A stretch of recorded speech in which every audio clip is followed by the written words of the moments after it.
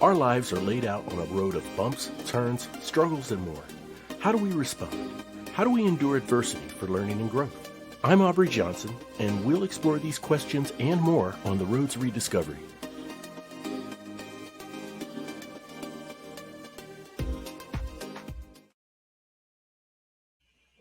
Hello, everyone, and welcome to another episode of the Road to Rediscovery.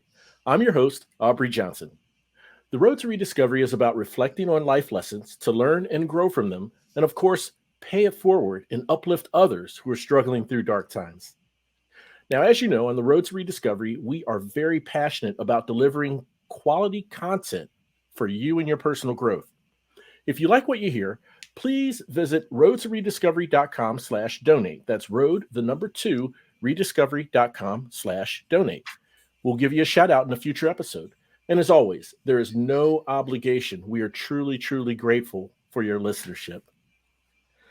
So, as you know, this podcast has been in existence for over 4 years with scores of absolutely amazing guests sharing their stories of overcoming struggles, tremendous pain, and heartbreak, right, in their life's journey.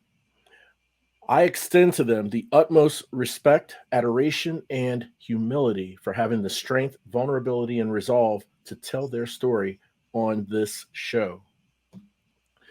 I don't want to speak for my guests, and I never would, but I feel, and I think they would agree, that in our life's journey, we are put in certain situations, good or bad, for a specific reason. And we may not yet know what that reason is.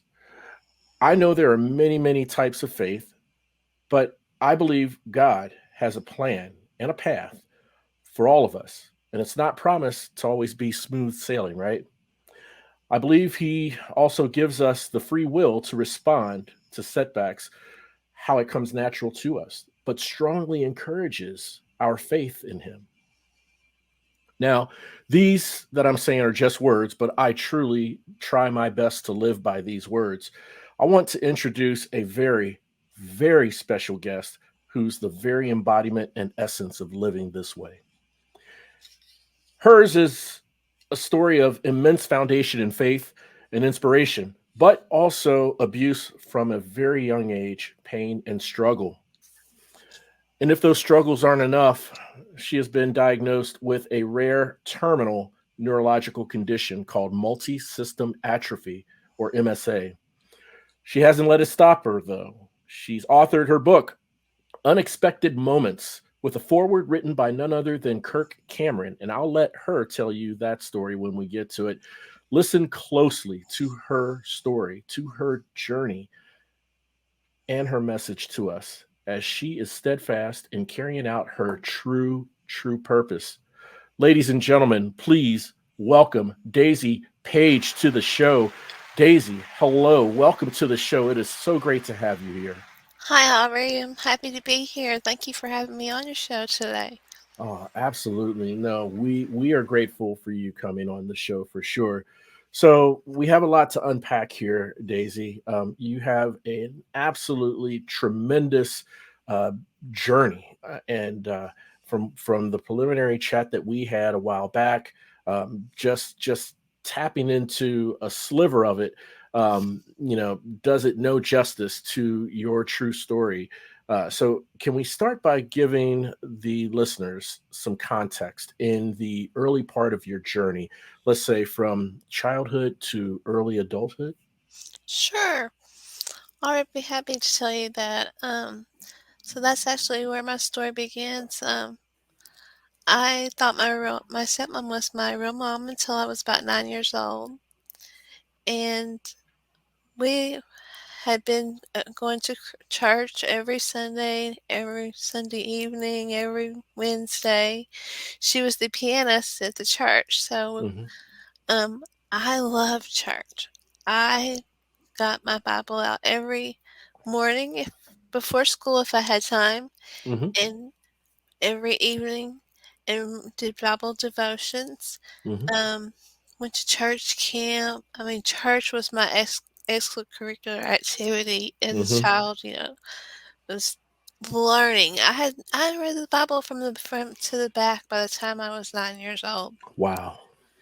Mm. and I won second place in the state of Texas Bible drill. Mhm. Mhm. Um, I could not wait for church camp. I always wish there was more than one church camp a year, you Mm. know, I bet. and vacation Bible school. Mhm. But um, anyway, 9 years old, I was saved at 8, but 9 years old, I went to my grandmother's house, and I noticed this picture of a woman on the wall that I had never seen, and it was very, I don't know, something about this picture, the eyes would follow you when you walk Mm. across the room, Mhm. Mhm. and it just drew me in. And so I asked her, I said, "Grandmother, who is that woman in the picture?" And she just left the room. And I thought, well, that was kind of strange. Well, a few minutes later, my dad and my mom pull up in the car, Mhm. and my dad comes in, but my mom stays outside on the hood of the car. Mhm. And Daddy comes in, and he says, "I need to tell you something. Your mother's gone to heaven to be with the angels." Mm. And I said, "No." And I saw her outside sitting on the hood of the car, so I ran out there to her. And I grabbed her by her legs and I said, "Mom, you need to come inside with me, please. They're saying that you're dead. Come tell me, come with me, tell them that you're not dead." Mhm. So we got in there, and he said, "Jolie's your stepmom. She didn't give birth to you. The woman in the picture, her name is Karen, and that is your own mom, and she's gone to heaven to be with the angels and Oh. God." Mm. So that opened up a whole new world for me. It turned my world upside down. Right. Right. Um, I had a younger sister, which was my half sister at that time. I figured out that too. My brother was 5 years older than me, Mhm. so we were both, Karen and my dad's biological children. Mhm. And my brother started abusing me after I found out the truth. Mhm. He was the one who sexually abused me and emotionally abused me. Mm. My aunt caught him sexually abusing me the first time he did it, and she took us in living room, and we knelt down and we said a prayer. Mhm. And I heard her say, hopefully this childhood curiosity will not continue. Mm. Please, Lord. Yeah. So it continued. And since she had just did nothing but pray, I thought I wasn't supposed to say anything about it. Mhm. Mhm. Well, he continued for 4.5 years. Oh my. And he would tell me, um, "Our mother's dead because of you. If you would never have been born, she would still be alive."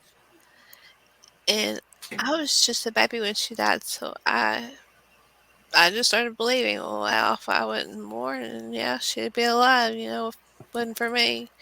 So I just had that drilled into my head. Right. Um, it's just something that a baby shouldn't think that they killed their mother. Their mother's dead because of them.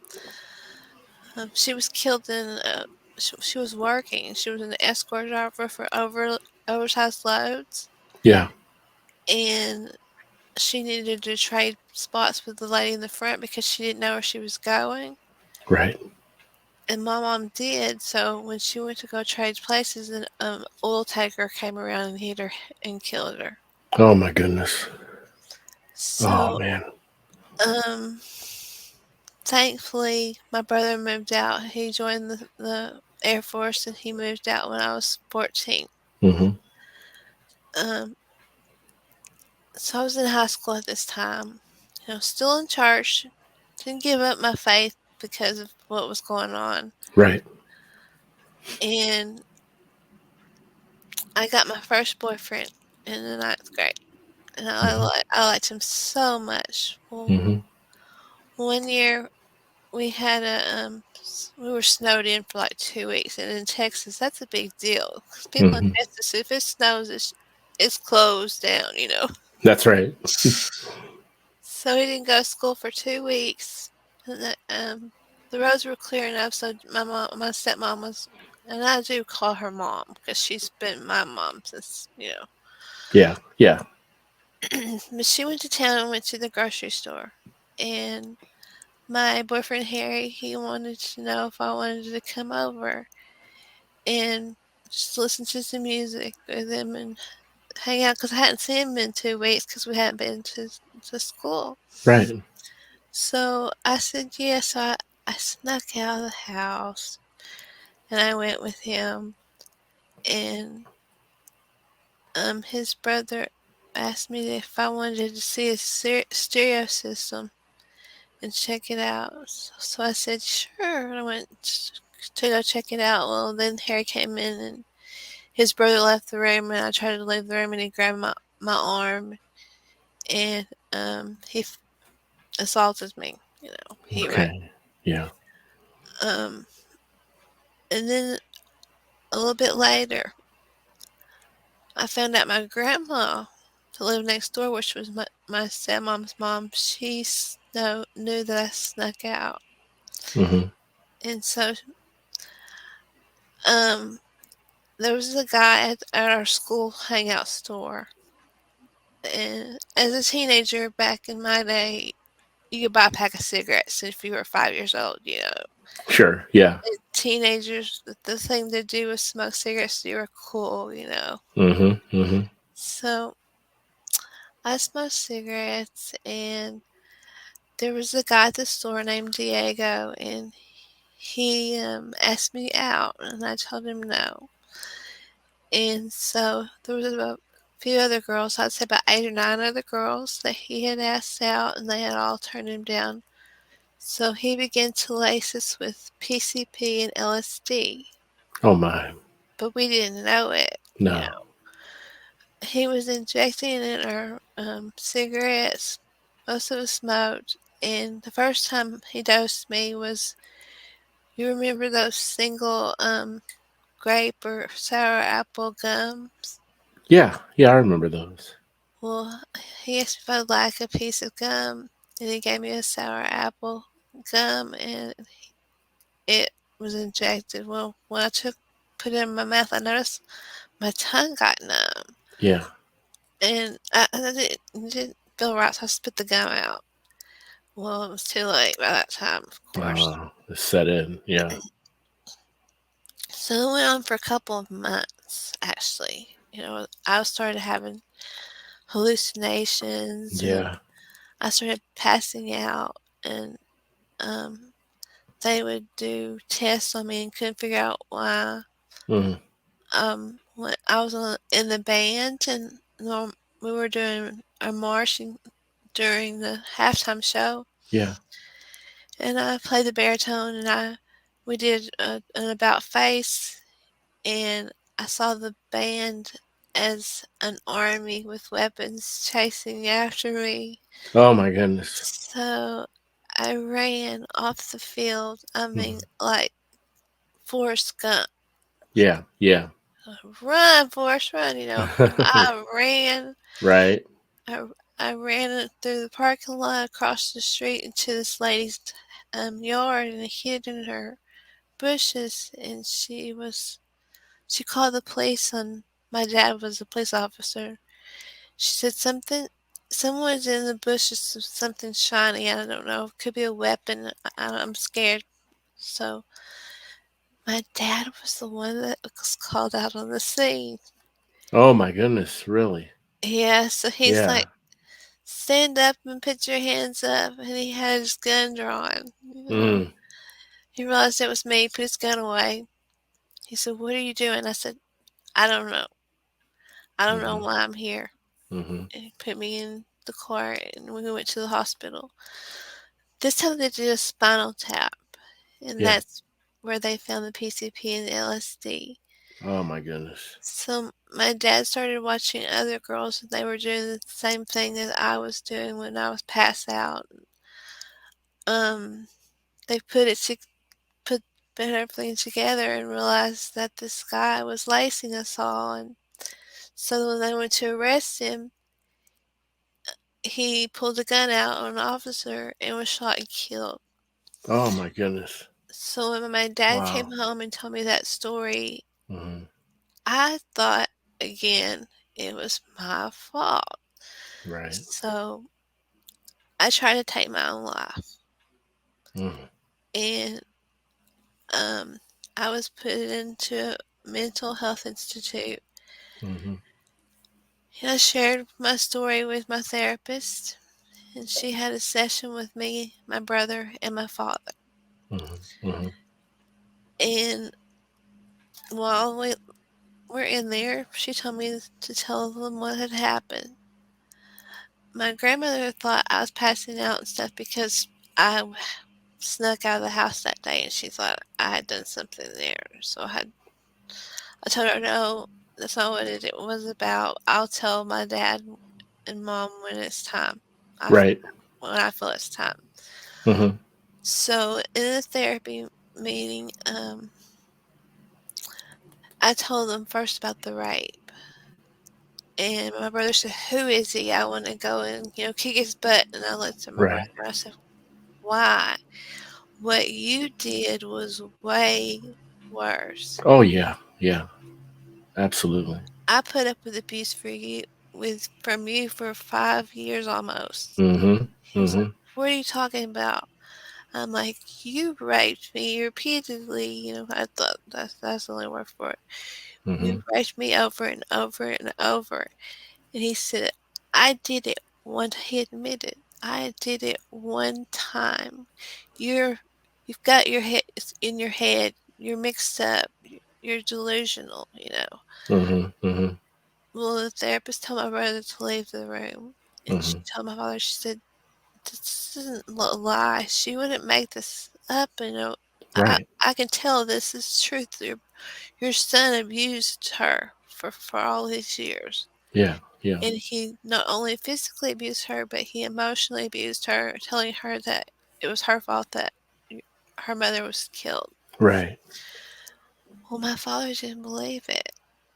Um, he Mm. couldn't believe that his own son could do something like that to his daughter. Right. And I didn't know at the time, but they didn't. My stepmother never knew. So I thought when I was at home after I got out that I just didn't have any support at home. It was just kind of brushed under the rug and nothing was ever said about it again. I Of see. course, my brother was gone, of course. So Right. Right.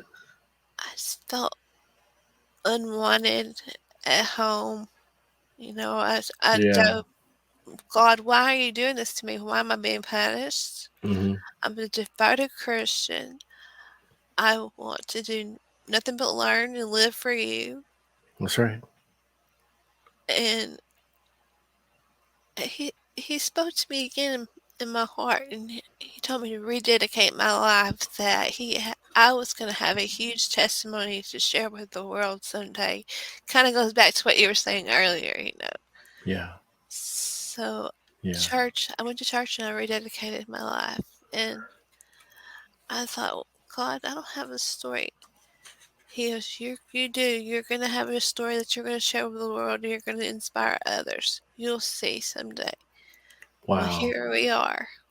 Yeah. Yeah. Here we are. And so did this message through all your ups and downs of your journey, Daisy, um, was this a consistent message that the Lord was putting on your heart, or did the message evolve over time? His message to you, did it evolve over time?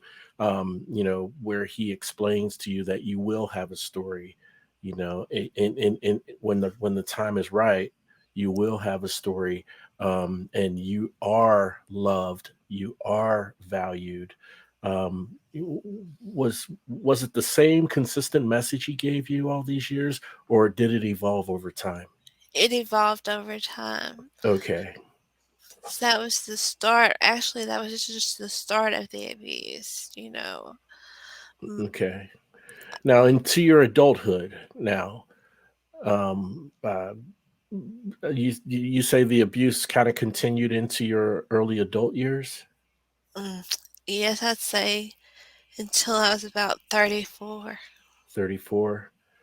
Gotcha. And we don't have to go into those in detail, but um, um, were they through well, different relationships, right? And different people that you've met along your journey. It, Yes. yeah. My I how I'm so uncomfortable at home. I wanted to get out. I wanted to out of that Mm. house so badly. Right. Right. So, I ended up pregnant at 17 years old, Mm. and I moved in with the father of my baby Mm-hmm. and his family after my child was born. Mm-hmm. Mm-hmm. And we ended up married, had two more children. Mm-hmm. We were married for 9 years, Mm-hmm. Mm-hmm. and he abused me. And this was some abuse that was done in front of my children. Oh my.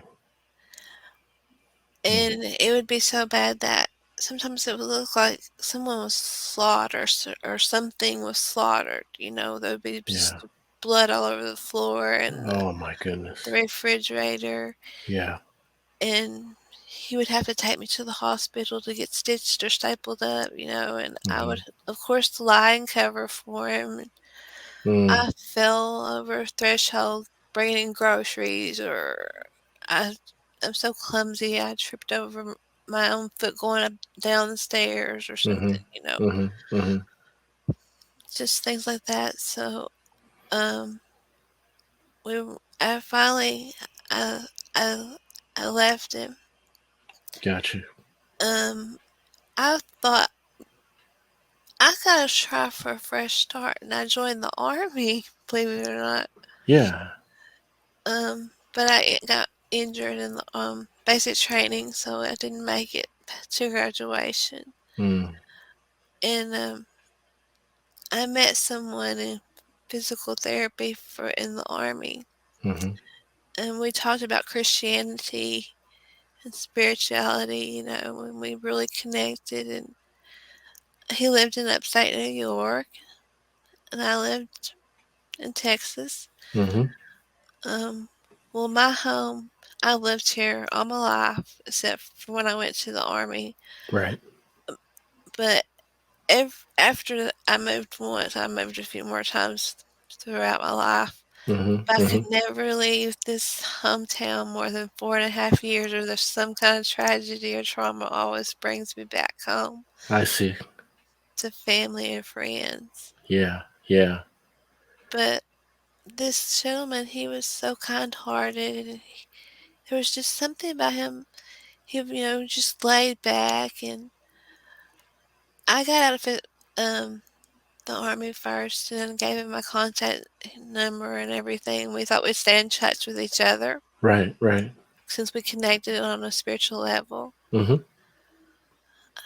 So I went after he got out and contacted me.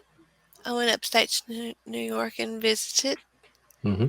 and I really loved it. It was so beautiful up there. Mm-hmm. The rivers and the mountains and all the wildlife, and Right. um we were just friends till the last night that I was supposed to go home the next day, and he said, "I don't want you to leave. I Mm. really feel that there's a connection with us, and I wish you would stay." And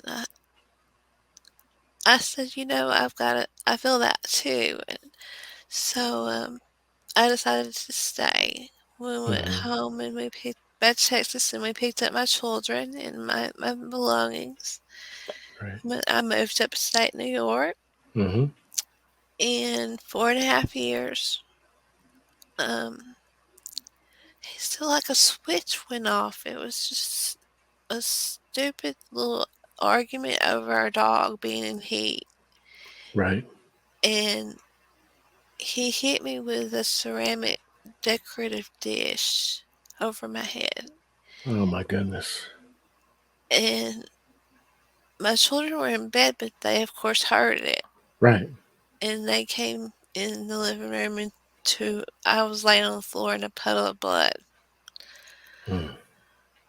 I had my daughter call 911, and then the ambulance couldn't find us because we lived up in a foothill of a mountain. Our driveway was about a quarter of a mile long, and our neighbor had to go down to the end of the driveway with a flashlight, and Yeah. and get the ambulance. Right. Right. And I had met a friend up there, and she became my best friend. Hmm. Hmm. But she was my neighbor, but she moved to Vermont. And I told my daughter, I said, call Rochelle, tell her to come here. I was feeling being pulled into unconsciousness, Yeah. but I fought it. And Rochelle pulled them. As soon as I seen her face, Hmm. I just lost consciousness. Mm. I I knew my kids would be okay because she Right. was there. Right. Right. Come to find out, I had a fractured skull and cerebral fluid leaking from my brain. Yeah. Yeah. I was in the hospital for almost a month, Mm. but I woke up 2 days later in the hospital after the Hmm. assault. And Rochelle was in my room. And she said, "Good morning, sunshine." And I said, where am I?" She's like, "In the hospital." I said, "How long have I been out?" She said, "A little over 2 days." Mm. First thing I said was, "Where are my kids?" Right. Right. She said, "They're at the preacher's family in his house. They're fine. They're fine." So, Good. Good. Wow. Daisy, what uh, such trauma. I mean, and I wanted to ask you about a couple occurrences of a common theme that you pointed out, right? Like how your stepbrother mentioned to you, if it wasn't for you, if you weren't alive, mom would be alive, hmm and then I think you talked later um, about blaming yourself, self blame, again, or someone blaming you, um, you know, later later in life, um, and so I wanted to ask you, you didn't blame yourself for these different and various incidents of abuse, have you? I mean, your walk with God and your faith being so strong. I'm wondering whether or not you looked at yourself. I mean, of course, you've asked, Lord. I've walked with you. I do what you put on my heart. Don't know why these things are happening to me, but you never blamed yourself for the abuse that was happening to you, did you? I did. You did. Not the. I mean, not for my husband. I didn't blame myself for that, Okay. or for this fractured skull Hmm. from the boyfriend. Um, but just for the rape and Right. my brother. Mm. But um, I'm like you. Things have a reason. God has a plan for us, That's right. and He planned this for me. Why He wants something for you in the end. Yeah, What you go through, you have choices. We always have choices, and where we go, what we do. we do. That's the free will, and I feel, in Mhm. my opinion, for us to choose. Exactly, and I just Yeah. chose that wrong fork in the road sometimes, but he would say, "Hey, get back over here, get in Yeah. your lane." Yeah, the Lord's with you all the way, whether you go left or go right in that fork in the road, and my goodness, being unconscious for 2 days, I mean, the Lord saw you through that, absolutely tremendous. The Lord watched over your children and made sure that they were taken care of while you were in the hospital. Lots of, you've gone through so much with the abuse in different areas and capacities, Daisy. And, as you go through this journey up and down, then comes where you are introduced with the diagnosis of MSA. Can you like paint the picture for the listeners so they can understand what you were going through after suffering all this abuse and then getting the news of this terminal diagnosis? How did that all happen? Well, first, after victims advocacy helped me Mhm. get home from New York back to Texas. Oh, good, good. Okay. Um, I've had this friend since I was 5 years old, and he's my husband now. Mm-hmm. Mm-hmm. And he was the one I was meant to be with. I'm happily married. He's Good, non-abusive. We've been good. together for 12 years. Beautiful. Uh, Wonderful. I mean, wait, I'm sorry. We've been together for 15 years. Been married for 12 years. Wow. Okay. Wonderful. So he's amazing, Eugene. He pops in and out of my story in my book. So Okay. Oh, that's great. Yeah. yeah. But um, we, about we moved to Corpus Christi for about 4.5 years, Okay. and Hurricane Harvey destroyed our home, Mhm. so we had to move back here. So probably about 2018, Mhm. I started losing my balance or coordination. Mhm. Mhm. I was falling a lot. Mhm. I worked from home, so I would have to call him. I had fallen, I had busted my head, or Oh my. and there Yeah. was times that he was home and I had fallen and busted my head. Uh-huh. He'd have to take me to the emergency room. And I'm thinking, well, they probably think you're beating me up. All this, you know, Right. Yeah. staples and stitches I'm getting. But the doctors I went to see diagnosed me with Parkinson, Mm. and they gave me carbidopa levodopa, which is Parkinson medicine. Right. It would just make me sick, and it did not help me at all. So they sent me to another doctor,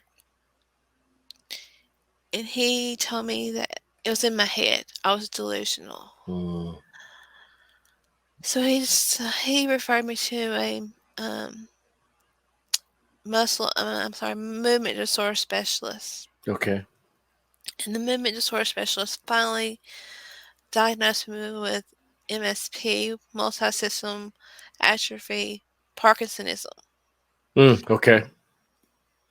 So he put me on some more medicine that was for Parkinson, but um, actually it's time release, so it's not so strong at one point where you're so Okay. sick your body can handle it. Right. Right.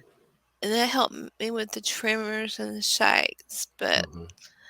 my my ability, I totally pretty much lost it. And Mm. what MSA is it's a degenerative neurological disorder that affects your involuntary autonomic functions, say like your breathing, your walking. You really don't, Mhm. when you walk, you don't have to think about walking. You just get up and walk, right? Right. Right. So that mobility was first thing to go.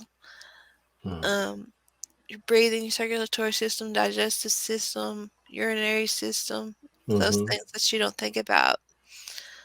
Those are what it affects. And there's two different types. There's MSAP and there's MSAC. MSAC is cerebellar. Um, I have MSAP, which it includes Parkinsonism symptoms. Okay.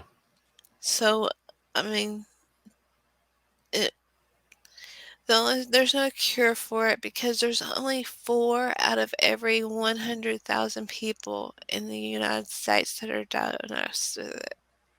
4 out of every 100,000? 1 out of every Oh, 1 out of. no, no, no, no, you're right. I have that's it's also messing with my mind. Oh, no. No, I understand. I 4 out of every 100,000. I'm sorry, 4 you're out of every 100,000 people. So that's a small number, and it's rare. And that the now I know you mentioned there's no cure for it, but did the doctors give any indication on what are the causes? They don't know because there's Okay. not been this, they haven't been able to research it enough because of Yeah, the small amount. Um, I understand. that was another unlucky card I drew, unfortunately. But I think that I believe there's a reason for that too. I mean, there's been times in my life I didn't want to make it or I almost didn't make it. Mhm. But this condition, it progresses to where you gradually eventually leads to death. You know, Oh my just goodness. stop breathing, or Yeah. your circulatory system, um, your blood pressure fails, bottoms out. And they don't know a prognosis on 5 to 7 years from onset of symptoms is what usual 5 to 7 prognosis. years from onset. Oh my dear Lord, Daisy. So when you first got this diagnosis, um, what was going through your mind as far as how you were feeling?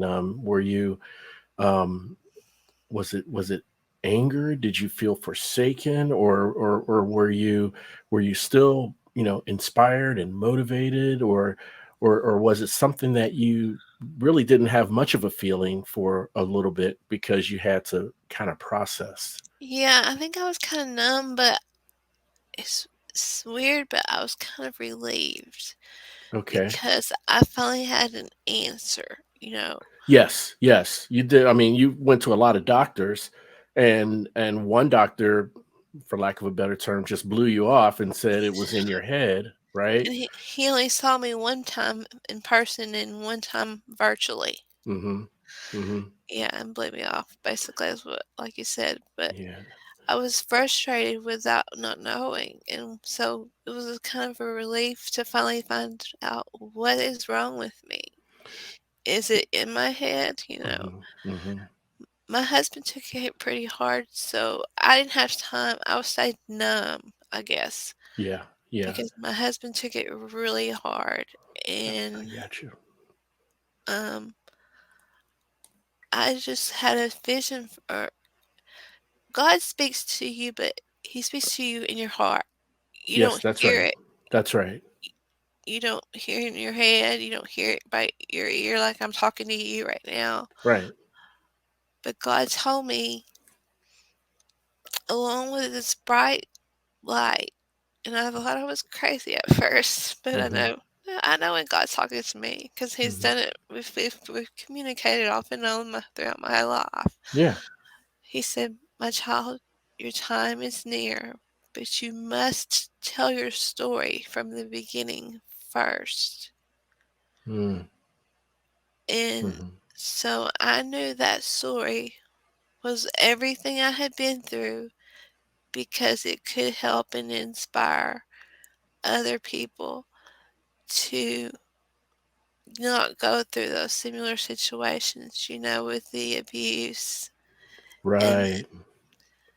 my Yeah. my other part is the create awareness for the MSA so there can Right. be more research done. And where I've started so many fundraisers for MSA, Mhm. defeatmsa.org. Mhm. Actually, I'm having what they call, or some Janice with stories that inspire us Mhm. is doing a Daisy Thon on November 19th live for 3 hours so that people can. share their stories. There's going to be patients of MSA and caretakers of MSA that share their stories and their experience. Right. So we want to create awareness, and I know that's what God wants me to do too. But So over time, as God was telling you, your time is near, but you must tell your story, and you must raise awareness. At first, you may not have known, okay, what does that look like? How do I tell my story? How do I raise awareness? And then with the fundraisers and so forth, it sounds like it's slowly starting piece by piece to take shape. that's As exactly what's happening. Yes. Okay, and so then the added part of telling your story, to where you had the opportunity of meeting Kirk Cameron. Can you share with us? Let's unfold how that happened, and Sure. for your story to continue, being told. To, to get, yeah. Well, the doctor had told me Mm-hmm. to live life as full as I could day by day, Mm-hmm. just take it day by day, Mm-hmm. Mm-hmm. but do as much as I could because there was going to become a time that unfortunately wouldn't be able to. Okay. So I was supposed to go to Vermont to see my friend. Mm-hmm. She got sick with COVID, so I couldn't go. Okay. And coming home from aquatic therapy, there was there's a big church in our town, and there was a sign on the marquee that said Kirk Cameron was coming into town. Mm-hmm. Mm-hmm. So I know that God put him in my path. Saw that sign. My husband asks me, "Do you want to go see Kirk since we can't go to Vermont and see your friend?" And I was like, "Do I think that's a great idea? Yes, I'd love to." Yeah. Yeah. So he said, "Why don't you call your mom, see if she wants to go with you?" And I did. She said yes, she would be happy to go with me. That's great. So she's a nurse. Mm-hmm. She didn't have time to go home and change her clothes. She was in her scrubs, Mm-hmm. Mm-hmm. pushing me around in my wheelchair like, you know, a little private nurse. And I'm in VIP. We went VIP, and so we were down at the front row before the event starts. It's question and answer time, and I raised my hand and I put it down because I got too shy. I thought, oh, I can't see it. And this man in the middle of the aisle, he raises his hand, and Kurt says, "Yes, sir." He said, "The lady down on the end there, she has a question for you." And Kirk looks at me, and I'm like, oh no. So I asked him, first I said, are you all going to have another Seavers reunion from the Seavers on Growing Right. Pains? Growing pains. Yeah. He said, we have actually talked about that, but Alan Dick had just passed away, and so Right. it would just be Joanna Carnes, Jeremy Miller, and Tracy Gold and myself. Mm-hmm. Mm-hmm. And then I said, I got brave, and I said, when I was a teenager, you were my heartthrob. I had your posters plastered all over my room, Yeah. but I wrote you a letter and I Mhm. asked you for your autograph picture, and I gave you 3 months and you didn't respond, so I tore every poster off my wall. I was so upset with you.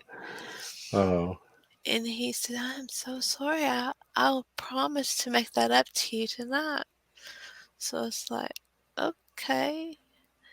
So came picture time, and the man that raised his hand and asked mhm. Kirk, he had another man come over to me, and they asked me if they could put my wheelchair on the stage. Okay.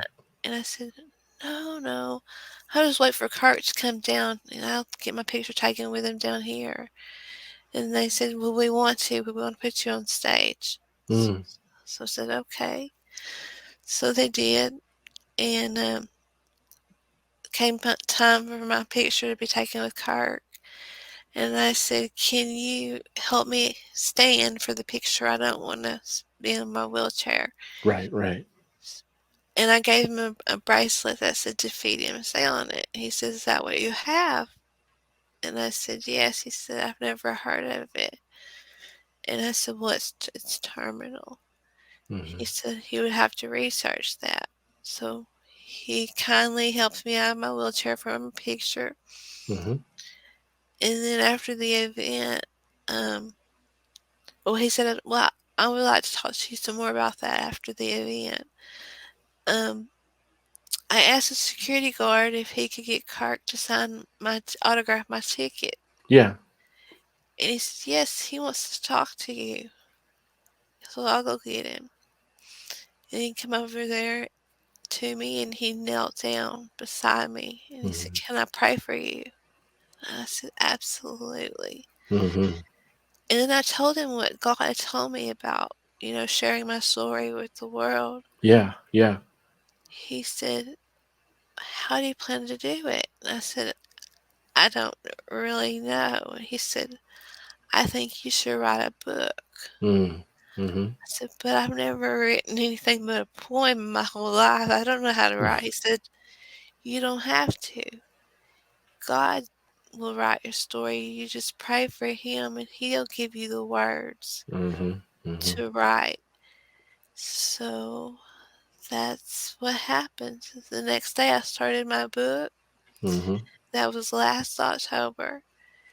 In January, I was finished. Kurt gave me his email address and he told me to keep him updated. When I finished it in January, I sent him the manuscript because he asked me to send it to him, Hmm. and he wrote me a foreword to put in my book to be when I published it. Wow.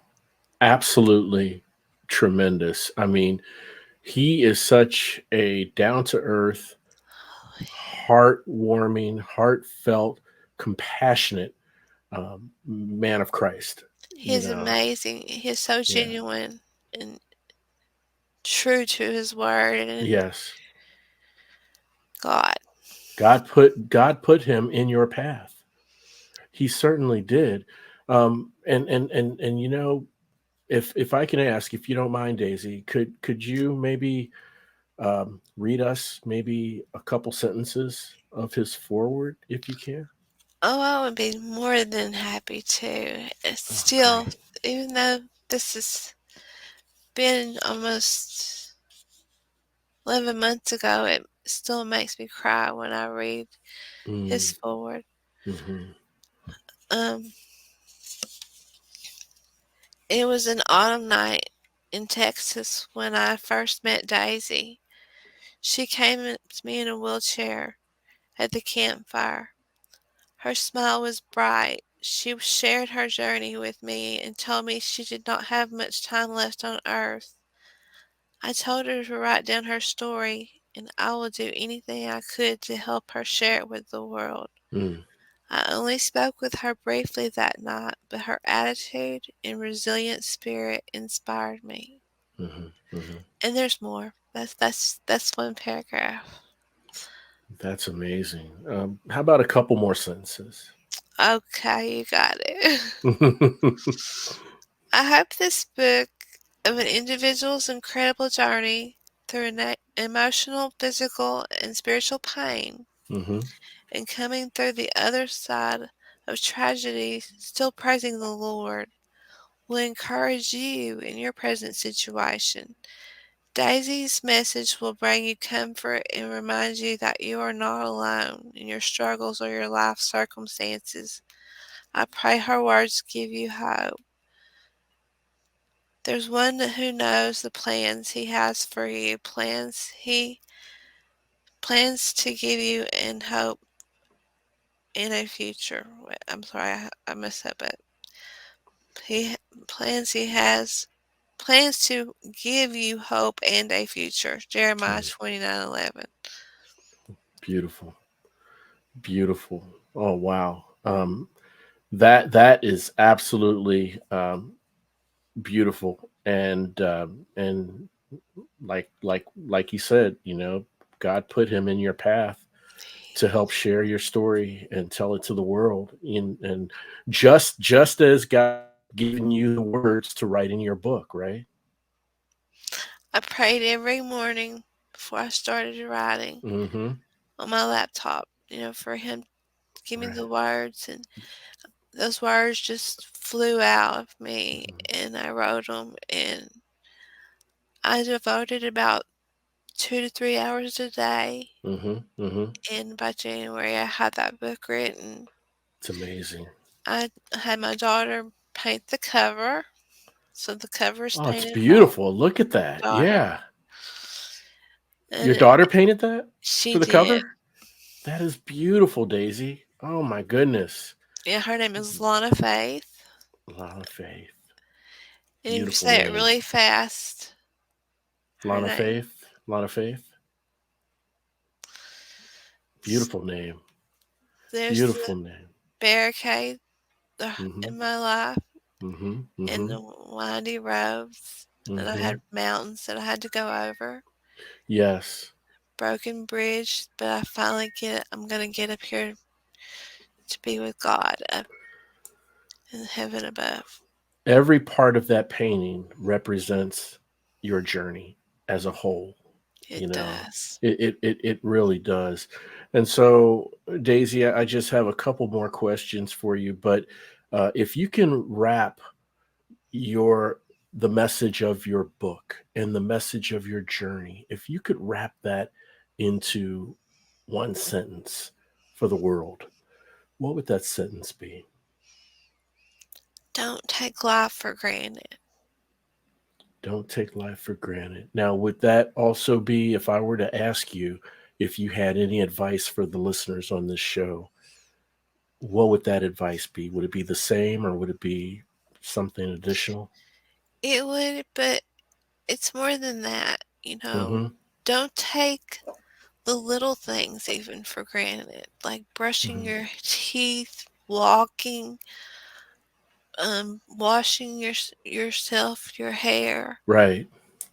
um, The thank simple him. pleasures. Yeah, thank him every day for those basic necessities that you can and have to do Mm-hmm. in order to take care of yourself. Mm-hmm. Mm-hmm. I can't do those things anymore. My husband is there, and he had to quit his job last September. Mm-hmm. Um, I'm 100% reliable on him. I have Mm-hmm. to depend on him to do everything for me, Mm-hmm. as far as even cutting my food up. Oh, really? Oh my gosh. So, but you stand strong with your faith, you and your husband. Well, And that's the other thing. He does it, and oh, I'm I see. trying so hard. And I'm seeing God, since I wrote the book, open up doors and show me things. Yeah. Like my brother's been indicted for sexual misconduct Mm-hmm. against his youth group. Mm, My husband is angry with God. I see. He lost his mom in 2016, Mm-hmm. and I'm we sorry. prayed about it, but he said God didn't answer his prayer. I said God answers our prayers. He answered our prayer about your mom. She is better. She's in heaven where she has eternal life and no pain and no Much better suffering place. anymore. Yes. No pain or suffering. Absolutely. And that's where Absolutely. I'm going. I know that I'm going to be healed, and it's going to be in heaven. Yeah. I have to mention this, Daisy, as what you said made me think of on my own journey. Okay. I lost my father in 2006, so that was a while back. And at the start of the funeral service, the pastor, the first thing he said, when he got to the lectern is, "Today is a sad day for us." And then his next sentence, he said, "But today is a happy day for Aubrey Johnson Sr. And it made so much sense to me. Yes, it's a sad day for us. We miss him, we love him, but a happy day for him, for he's in a better place. No more pain, no more suffering. He had pulmonary fibrosis, which the air pockets in the lungs start to scar, and then they collapse, and they don't come back, and it takes your breath away day by day and just eats away at your lung air pockets until you have no lung capacity anymore. That's horrible. It is. And I'm so so it's like a sorry. slow smothering, to death. But you know what? He's there right now, breathing, running, just moving all around, enjoying the environment, all the space around him, with full breaths in and out, no longer in pain, no Yeah. longer struggling for breath, and so it meant a lot when I heard the pastor say, "It's a sad day for us, but a happy day for him." And what you said earlier just reminded me of that. So I want to thank you for sharing, being transparent, and you know, sharing that, about you, knowing that, you will be there in that part of the picture in your daughter's painting on the cover of your book. Well, You I know know. that because I also have had visions of heaven Mm-hmm. since my book has been out. Mm-hmm. I've written a second book. Oh, Um, wonderful. well, I haven't written. I'm almost done. I thought I was done with it, but I said no. I got Mm-hmm. to keep going. It's called Beyond Heaven's Gates. Beautiful title. Beautiful title. I would love to have you on the show once you have the book done, to chat more about the book if you're willing. I would be happy to.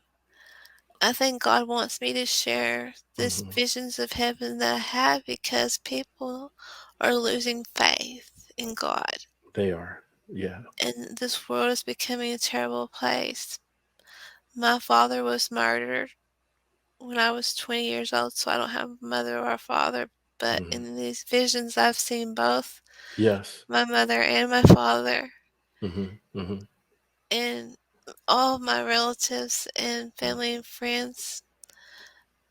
Um, my friend Rochelle unfortunately passed away 3 days after this book was released Oh, Rochelle. Yeah. Yeah. in Vermont that I was going to go see that caught Yeah. COVID. Mm. Um, and I saw her in heaven, and I said, "My book is out." And she said, "I know, I saw it." Oh, that's Because she, beautiful. she couldn't wait to read it. She said Hmm. she knew everything about the book because she was there and she could see it. So Wow. That's absolutely, I mean, it's beautiful and it's true. Those visions that you see are true, you know? they are, I They are believe. they are true. Now we may not see them physically in the physical realm, right? Just like you could see the lamp or the table in your room, but you see it in your mind's eye, you see it in your heart, and you feel it because you know it's there. So And I I can walk in those dreams and I yes, feel no pain. no pain, no And pain at they all. have got some amazing food up there. Yes, food is always good. Yep, yep. And There's it not a just bad meal up there, I and bet. it's just for pleasure. So Yeah, yeah. No, that's right. And so, Daisy, if I were to ask you to reflect, right, look into that mortal mirror of your life and what you've gone through. Um, if you were to sum up your reflection of your journey and path in a sentence that um, that would pretty much explain it all, I want to ask you, Daisy, what is your road to rediscovery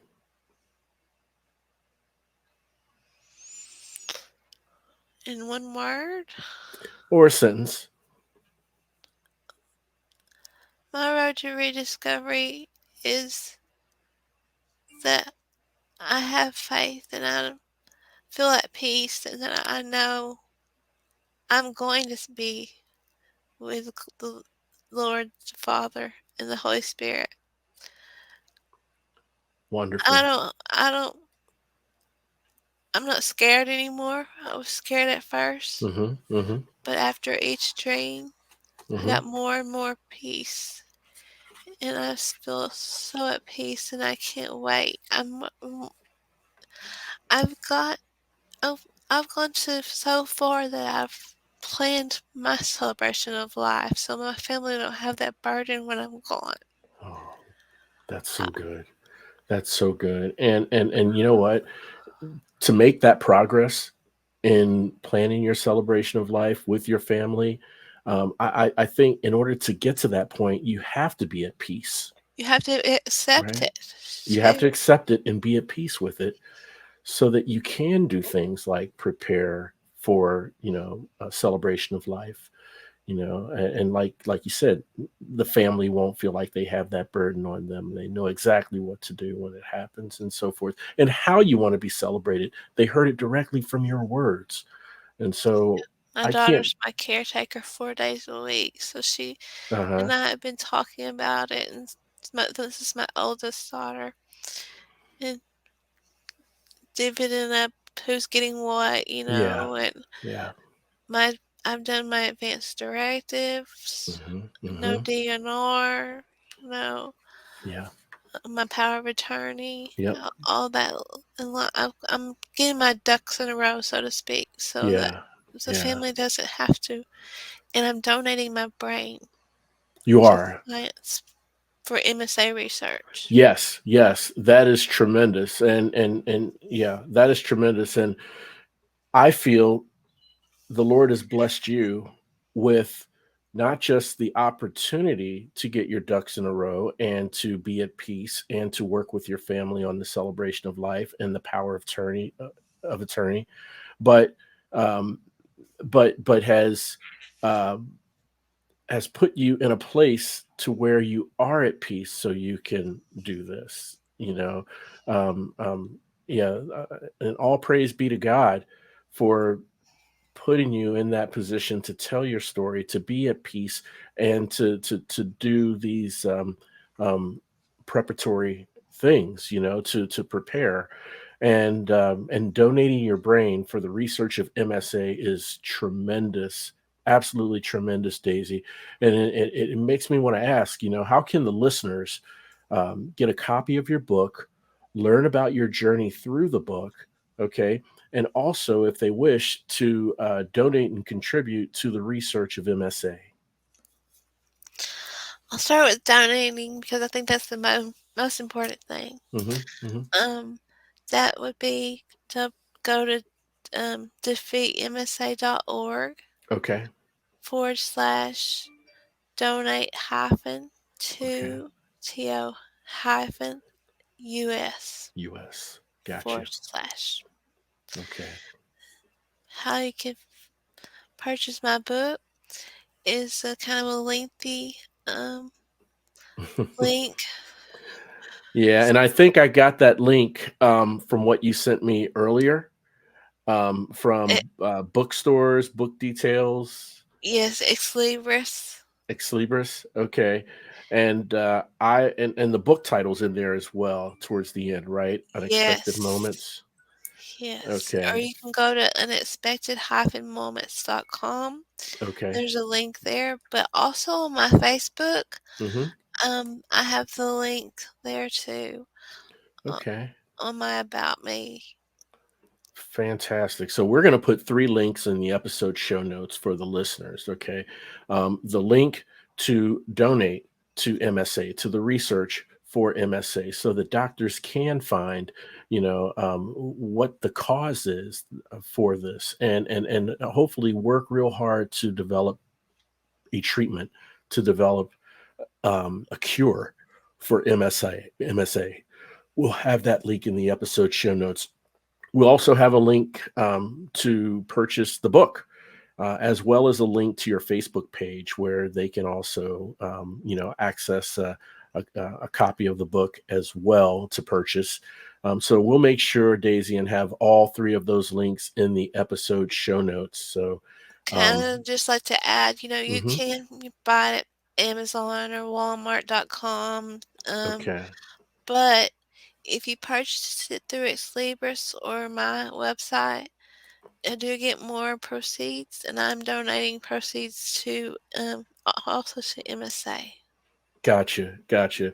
So you heard it here, listeners, directly from Daisy.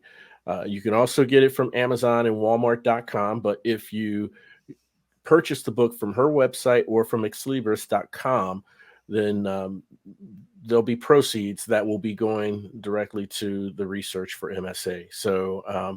So we want to make sure that that's clearly stated in the episode show notes. And with that, Daisy Paige, it has truly been an honor and pleasure having you on the show. I truly hope that we can stay in touch and talk in the near future about your next book when it's ready. God bless you, Daisy. God bless your strength. God bless your message, which I have no doubt has been heard loud and clear on the road to rediscovery with the listeners and the world. Thank you so much for coming on the show, Daisy.